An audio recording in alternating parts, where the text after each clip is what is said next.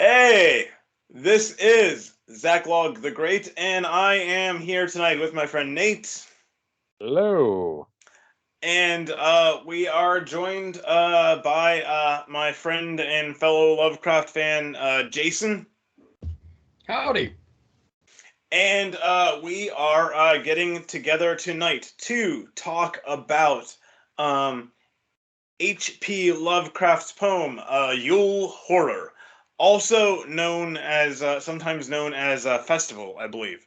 By the way, just so there's no confusion, it is Horror. We are talking about fear and terror, not intimate services for sale. Um, that's a different story. We're not talking about Kamala's Christmas special.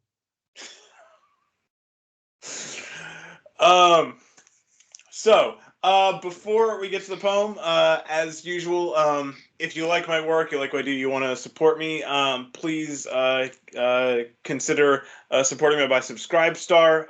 That's subscribestar.com/Zachlog-the-great. The link is in the show description. And having said that, let me get the poem up on the screen, and we will talk, and we'll read that and talk about it. So let me know when you guys see that. It's up. Got it. Okay. Yule Horror by H.P. Lovecraft. There is snow on the ground, and the valleys are cold, and a midnight profound blackly squats o'er the wold, but a light on the hilltops half seen, hints of feastings unhallowed and old. There is death in the clouds, there's fear in the night, for the dead in their shrouds hail the sun's turning flight, and chant wild in the woods as they dance, round a Yule altar, fungus and white. To no gale of earth's kind sways the forest of oak, where the sick boughs entwined by mad mistletoes choke, for these powers are the powers of the dark, from the graves of the lost druid folk. And mayst thou to such deeds be an abbot and priest, singing cannibal greaves at each devil-wrought feast, and to all the incredulous world, showing dimly the sign of the beast. Okay. So, Jason, would you like to lead us off here? Yeah. First, I'd like to say that of all of the different, Christmas poetry, this has to be the most exciting.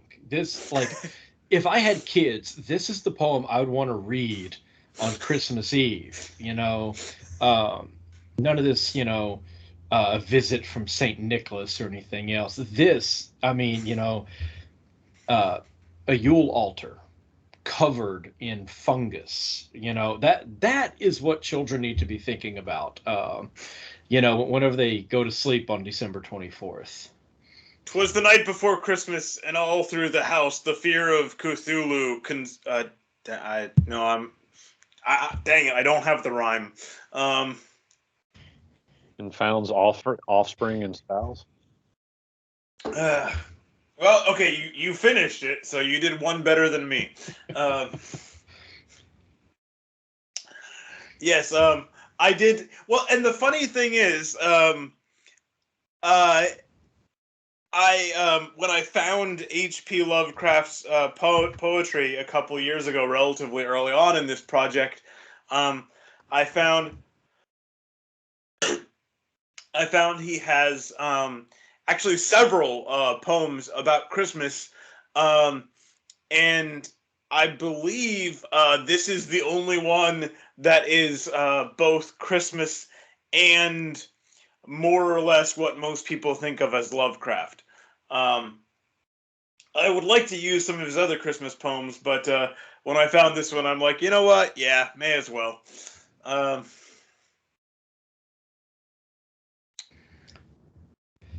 Yeah, I appreciate his, traditional, like, old world, uh, style of writing. He like the wold.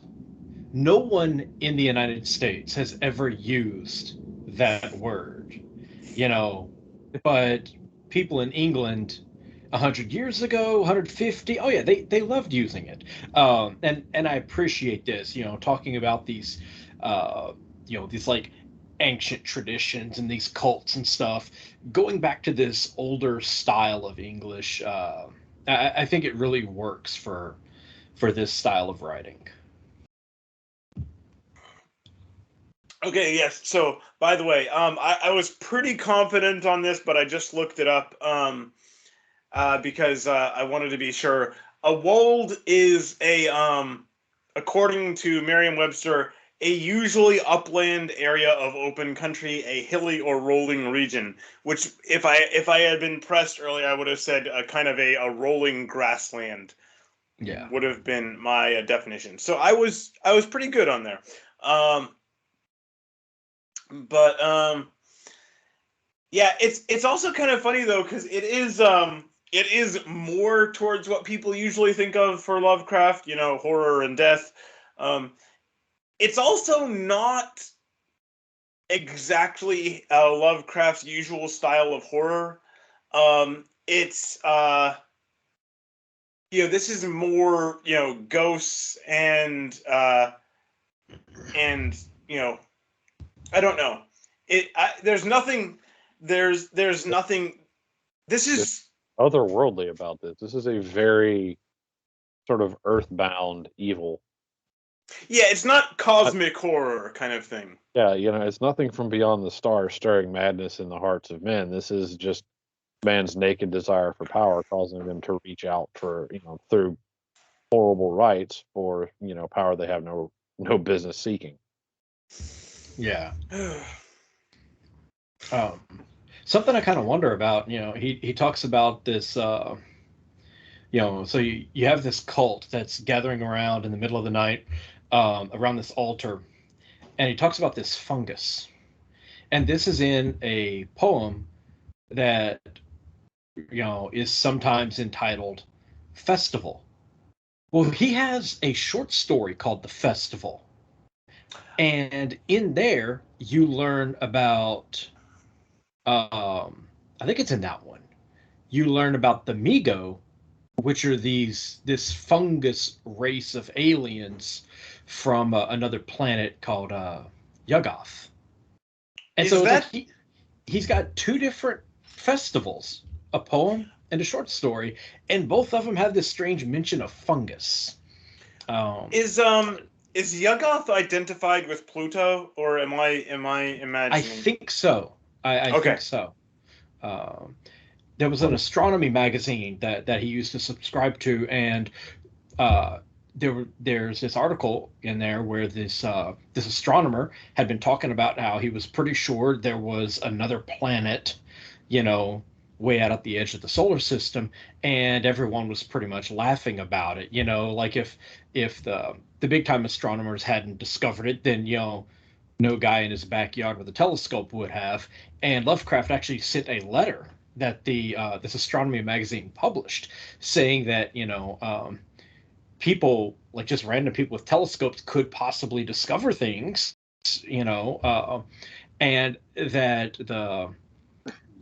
his claims should be investigated instead of being scoffed at. And then it was about a year or so later that Pluto was actually recognized.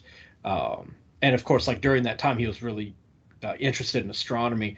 And so Pluto started to slip into some of his writings, but he gave it a different name. And I think it was Yuggoth, but I'm not positive. Funny thing, Pluto was discovered in 1930, which I didn't realize it was quite that recent. I knew it was relatively recent. I thought it was sometime in the 19th century. But yeah, Pluto was discovered in 1930. It has still been less than one Plutonian year since Pluto was discovered. Um, a Plutonian year is 247 Earth years. Wow. Hmm. So there is your astronomical trivia for the evening. It went from not existing to a planet to exist but is not a planet in less than a year. And then back to the planet. Is it official? It again. Yes, Okay. everybody got so mad. They're like, no, can't do that to our favorite little planet. The astronomical community was like, fine, God, it's a planet. Jeez, leave us alone. What do you have against Mickey's dog? Well, somebody also said, it was like, yeah, it was around 2016. Things really started going off the rails. And it's also around that time they sort of, de-recognized Pluto as a planet. And I don't know, maybe it's the old knowledge in me, but I feel like, denigrating a planet named after the god of death might not have been the best idea.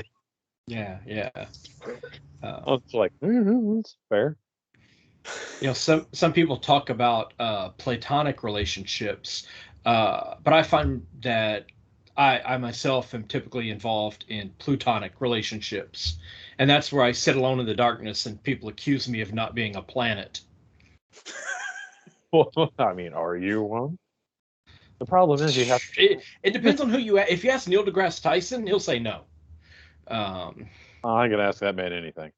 I mean, I'm sure there are other people who would also say that I'm not a planet, but main problem who cares is what they believe. Your main problem in this sense is that you need to find a partner of about equal gravity where you can orbit each other and move together as a unit, and then you'd be a lot more plutonic.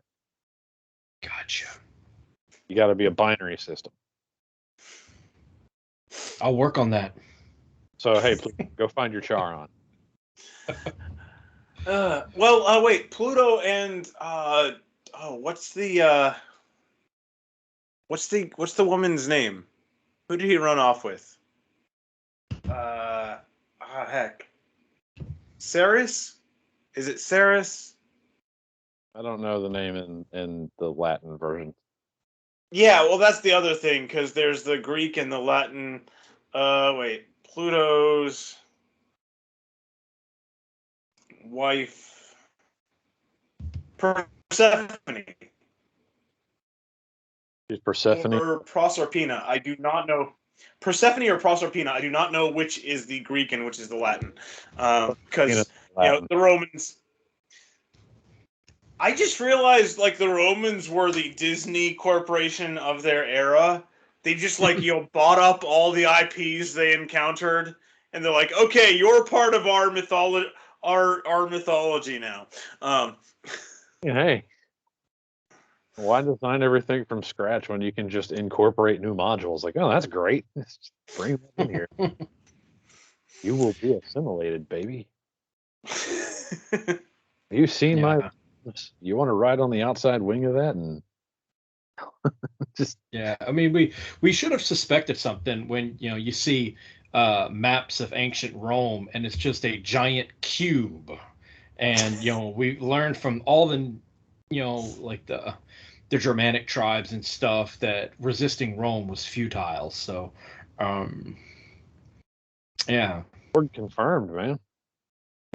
Well, Now that makes me, since I started with comparing them to Disney, now that makes me wonder, what Disney's acquisition, offers look like. You will be assimilated. Resistance is futile. Mickey Mouse shows up and walks up and hands you a picture of yourself sleeping in your own bed. It's like, oh, hey, interested. Company, please. It's like, oh God. Okay, fine. Jeez, Miles. Okay. Oh heck, where did we? Okay, there we are. But as we tend to say on this, back to the poem. It's what is it? There's death in the clouds. There's fear in the night. It's like I said, it's not usual Lovecraft cosmic horror, because this is mostly ghosts and pagan sacrifices and cannibals. Although, cannibals and devil rot feasts, that would totally fit into, most of his stories. That matches pretty well. It's a more traditional madness. But no, I agree with you. It fits in right alongside, like, the Headless Horseman and other kind of things, like it Yeah. really has almost like a dark folktale vibe to it. It's also kind of funny, and I don't know if I noticed this when I was getting ready to, perform it, but as I was reading it this time, I noticed the verse moves pretty quickly. It has a pretty fast rhythm, almost to the point where, in general, like, fast meters in poetry are for kind of comic stuff, like limericks. Limericks are, mostly anapestic, and it's a very fast, very moves very fast, and has a kind of, funny effect. Um, which he see he seems to have that. It seems to have that kind of pace. It seems to avoid that kind of unfortunate collision of subject matter and tone, though. I remember when I was in high school, though, I was working on our literary magazine, and we were going through people's submissions. There was one poem we got, and it was this grim, horrible, torture and pain and bleeding and stuff, but it was in perfect Dr. Seuss meter. Um, No. we ended up nicknaming it Green Eggs and Blood. Um, Nice. anyway, Critics KCD points out that oh gosh, what is the poem where death comes and picks her up? Emily Dickinson. Yeah. That was written in ballad meter, so you can easily sing it along to the tune of Gilligan's Island. And now I can't read that poem anymore.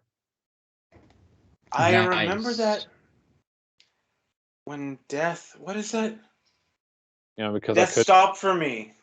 Yeah, he kindly stopped for me, and it's like, Because I could not.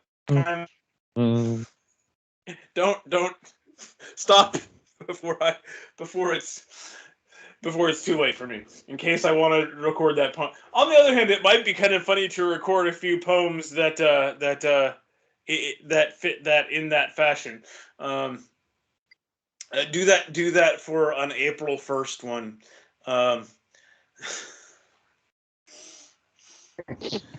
So I got to say, this really great Christian propaganda. Okay. I mean, yeah, down in the valleys and in the civilized world, everybody's celebrating Christmas, getting ready to get together with friends and family and have a nice wholesome dinner and peace on earth, goodwill to men. And up here in the hills, these jackass druids are getting ready to carve up some dude, all dancing around, with the mark of the beast on their head, just like going crazy. Like, yeah, an old dark druid. Good for them. No wonder they got run off from the fringes of society and got to hang out in damp woods, being, just all these big oak trees being murdered by parasites. I mean, all of the actions being taken are being taken by destructive life forms, or at least, sort of decay type life forms versus healthy ones.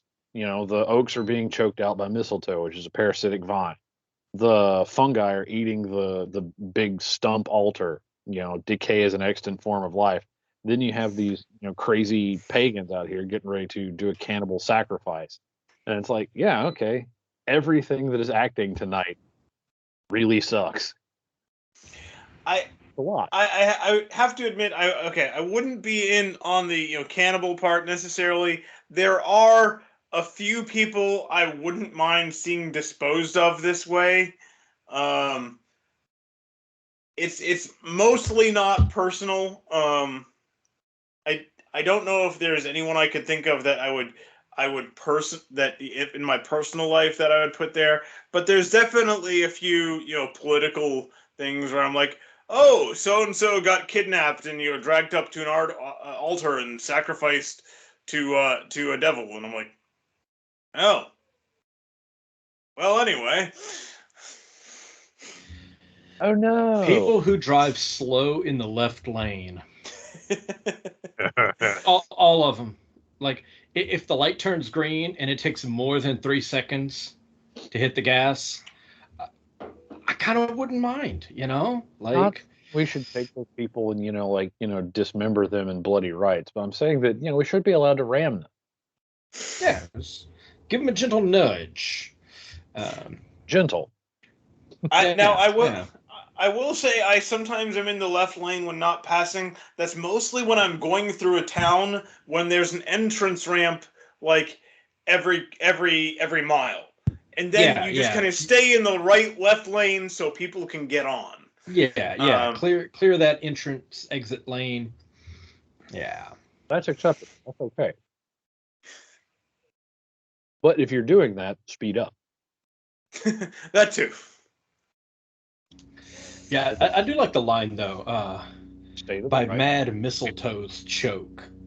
Like that, we need to hear about Mad Mistletoe more often in Christmas poetry. Like, that's not on a single Hallmark card, I bet. And it should be. Deranged parasitic plants need to feature more prominently in our greeting cards, I think. Makes it funny is just going with the mistletoe down in town. Maybe the mistletoe's so pissed off because he's like, no, I have deadly power. Quit ripping off my leaves and making me kiss. God.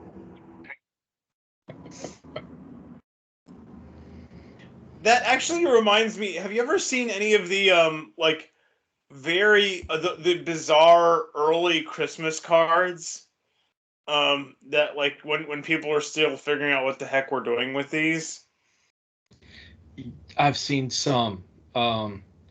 Yeah, it's like Christmas cards from like 100 years ago, and pictures of people dressed up for Halloween 100 years ago kind of looked like the same thing. It was frightening. It's here. Wait, I'm gonna put up one quick because it actually kind of seems like maybe it could go with this poem somehow. Yeah. What I love is for a second you glance at it and you're like, wait a minute, is he inhaling the puff off her hat, or is it like is her head on? Who knows? I'm wondering what's that partridge lady. It's a Christmas miracle. Anything can happen. I'm a cat, darling. I mean, sometimes you just gotta smoke your old lady's hat.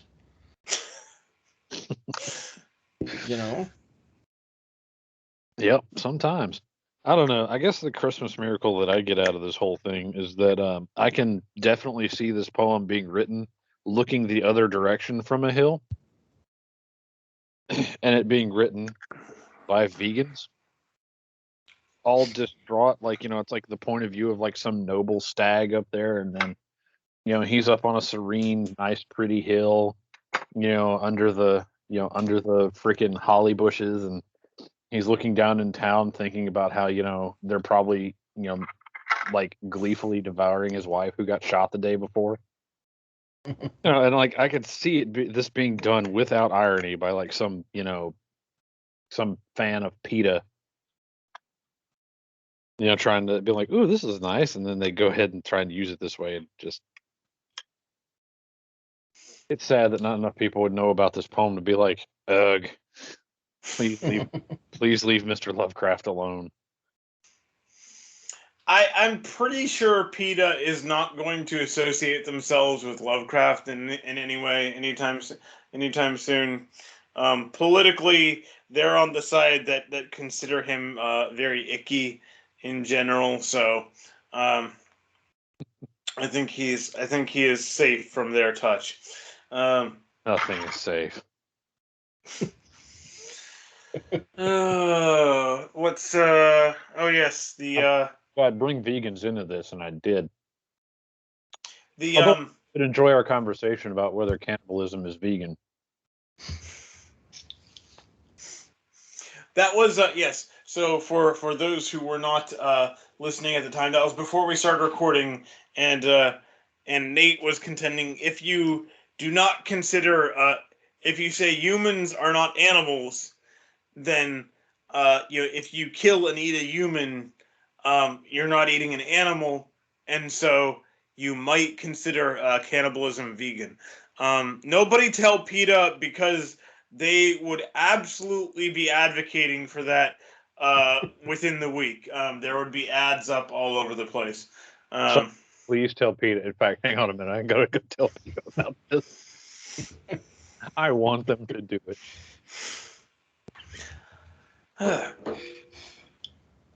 It is kind of interesting in this poem. What is it? For the dead in their shrouds, hail the sun's turning flight.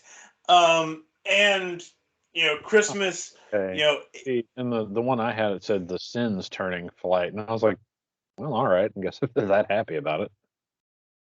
Oh, shoot.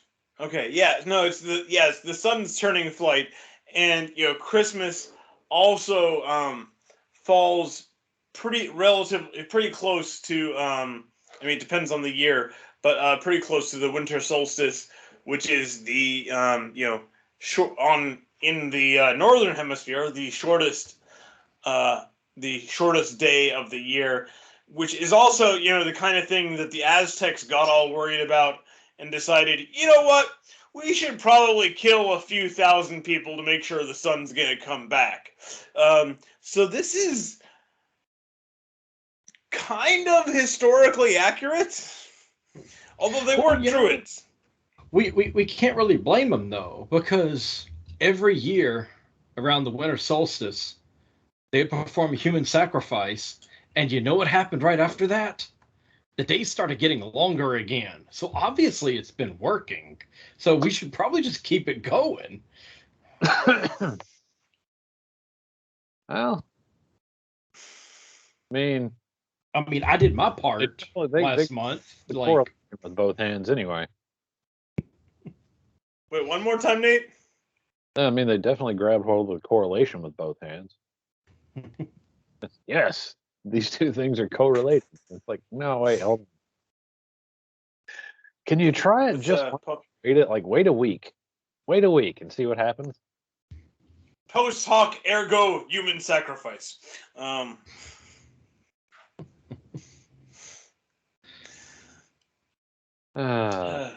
Just I don't know. Like I said, the poem really hits all the nails that it's aiming at. Not my particular flavor, as it were, but like I said, it lines them right up and drives them in. You're like, yep, that's a little chilling and upsetting right there, guy. Well, another thing about this one, and this is kind of more the kind of horror I like.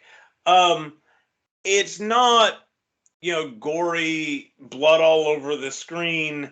It's creating an atmosphere rather and like this sense of dread and and terror, rather than just like oh, look at this bloody mess all over here that this horrible person created. It's like, well, yeah, but after you've seen 3 or 4 of those, that gets kind of boring. So it's psychological horror is a much more durable artistic resource, I think. And I mean, it leaves a lot of the gory details to your imagination, which is always going to do a better job of being like over the top than whatever words. And it makes you focus more on the idea that no, these people are doing this and they're very happy to be doing this. And isn't that more terrifying than what they're doing at all? is that, this is what they want to be doing. This is what they think they ought to be doing. People It's is especially it's especially like if you think of this, happening.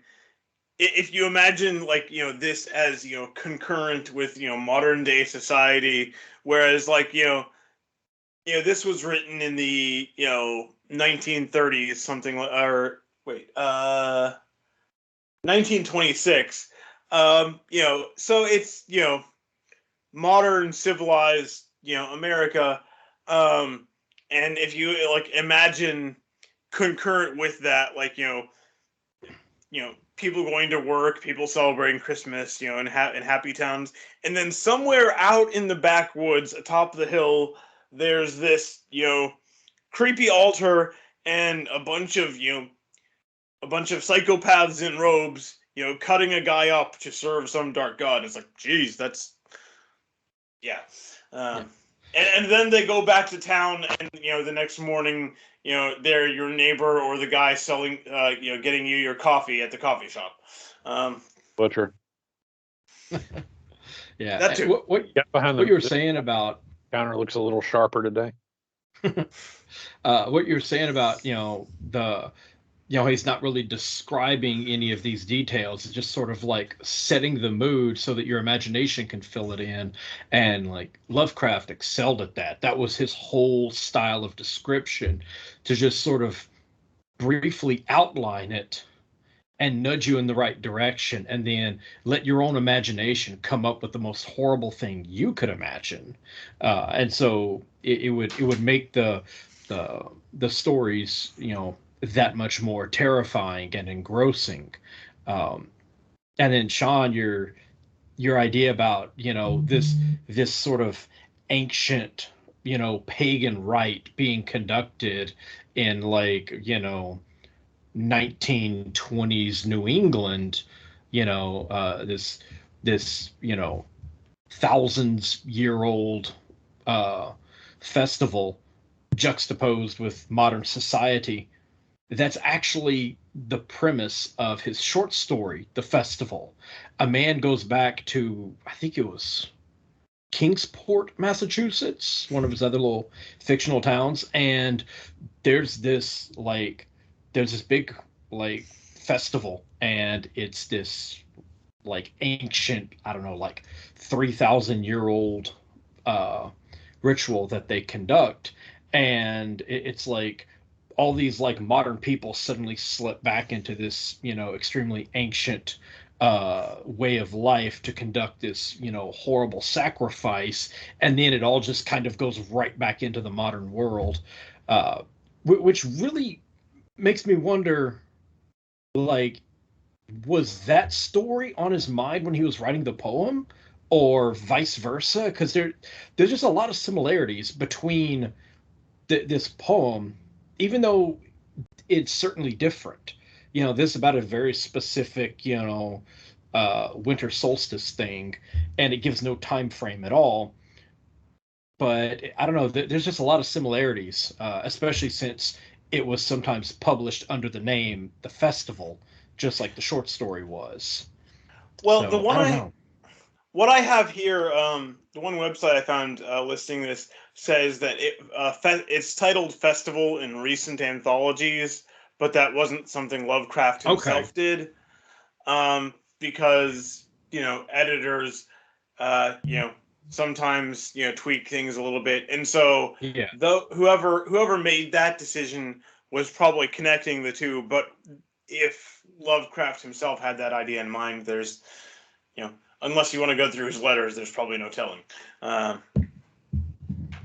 I have a copy of, like, I have these books, and it's actually just like all of the known letters that he sent, all compiled into like a series. I think it's called like, one of them is called An Autobiography in Letters, and then there's another collection. Um, I have to see if I can do some research and find out if there's any connection uh, between this poem and that story, because that would be interesting.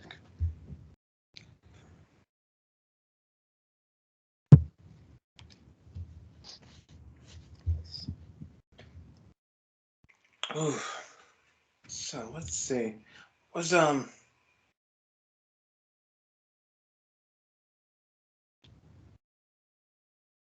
feel like there was something else I had in mind to say, but I'm not getting it right now.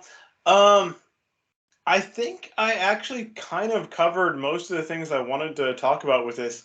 Nate, how about you?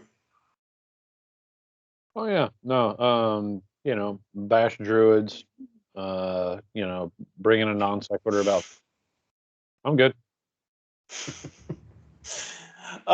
Jason, are there any other big things you wanted to talk about with this one? I think I'm going to print my own Christmas cards that maybe has like a Thomas Kincaid winter scene or something, and then when you open it up, it has this poem. My older brother would definitely appreciate it if I sent that to him.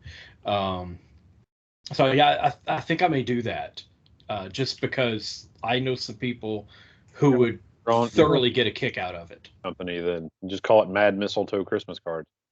Yeah, yeah. Also, well, if you do that though, make sure you get the four stanza version. For some reason, a lot of places that have this omit the last stanza, which I don't really understand why. It really does weaken the punch of the poem. Yeah, like I mean, the last one is like where because the last one the last stanza it like talks kind of turns and directly addresses someone and says, "Hey, you, I hope you get into this and that it's a really good night for you." And it's like, I wasn't planning that, but I don't have anything else going on, so yeah, cannibal feast, sure.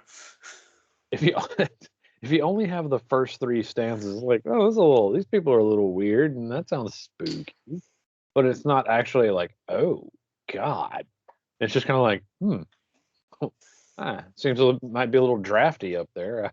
I hope those robes are warm. But you get that last paragraph, and you're like, oh, they're actually doing something hideous up there. That's oh no.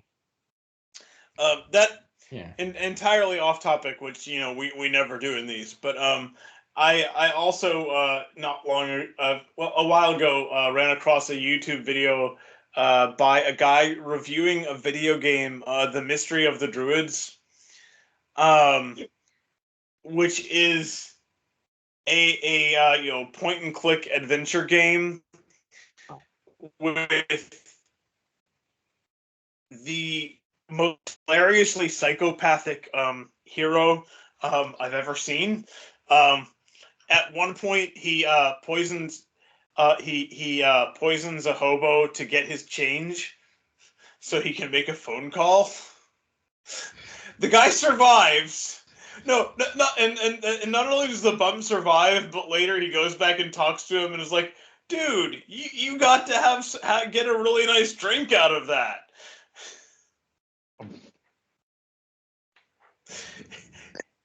Yeah, Sure, that was some arson just for flavor, man. Don't be such a weakling.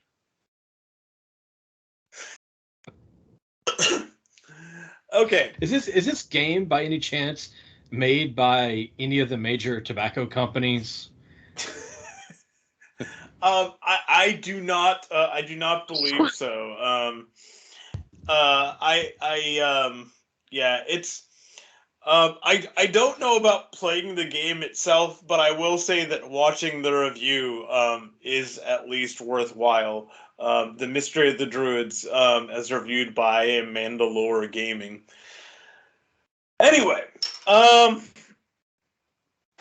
okay. Well, I think we've covered this one pretty well. So, thank you, Nate, for joining me, and thank you also, Jason. And good night and good luck. And if you get involved in anything like this yourself, either of you don't tell me about it, so that I don't have to lie to the police. You're the best chef I know. Yes, but I don't have any recipes for that. And I don't want to look them up. Just adapt it from pork. I actually have a recipe for that. Nice. Yeah. Supposedly it was used by a cannibal, and I use it for pork. It involves pears, and it's amazing. I'll try to send it to you. Cool. Okay, you can send me the recipe, but don't send me the actual dish. I'm not gonna trust this. All right. Okay. Night. Okay. All right. Good night.